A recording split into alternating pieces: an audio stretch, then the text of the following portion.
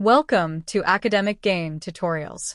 In this video, we will discuss the differences between IFRS and GAAP, two of the most widely used accounting frameworks in the world. Understanding these differences is essential for accounting students, finance professionals, investors, auditors, and business managers because they affect how financial statements are prepared, presented, and interpreted. IFRS, or International Financial Reporting Standards, is used in many countries around the world and is issued by the International Accounting Standards Board. GAAP, or Generally Accepted Accounting Principles, is primarily used in the United States and is issued by the Financial Accounting Standards Board. Let us now understand the major differences between IFRS and GAAP shown in this infographic. Number 1. IFRS is issued by the International Accounting Standards Board (IASB), whereas GAAP is issued by the Financial Accounting Standards Board (FASB). Number 2. IFRS is designed for global use and international comparability, whereas GAAP is designed primarily for companies operating in the United States. Number 3. IFRS follows a principles-based approach that focuses on professional judgment, whereas GAAP follows a rules-based approach with detailed accounting requirements. Number 4. IFRS uses a single comprehensive conceptual framework, whereas GAAP relies on multiple standards and detailed guidance.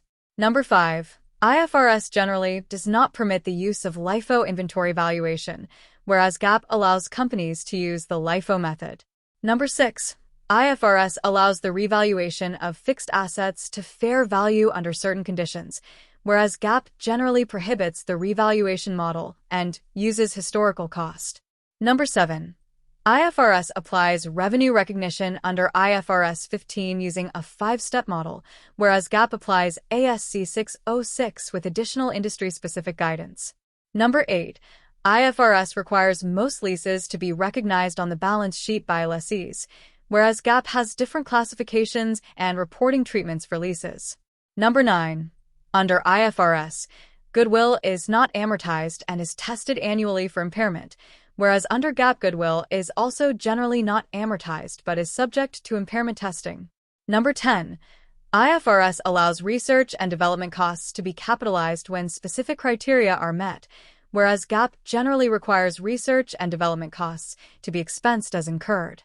Number 11. IFRS provides more flexibility in financial statement presentation, whereas GAAP prescribes more specific formats and disclosure requirements. Number 12. IFRS uses a management approach for segment reporting, whereas GAAP applies detailed segment reporting guidance under ASC 280. Number 13. IFRS prohibits the separate reporting of extraordinary items, whereas GAAP historically allowed extraordinary items, but has largely eliminated their separate classification. Number 14. IFRS applies changes in accounting estimates prospectively, whereas GAAP also applies accounting estimate changes prospectively. Number 15.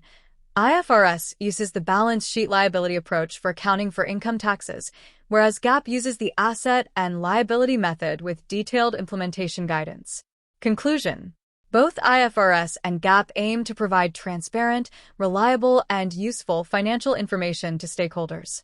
However, IFRS focuses more on principles and professional judgment, while GAAP emphasizes detailed rules and guidance.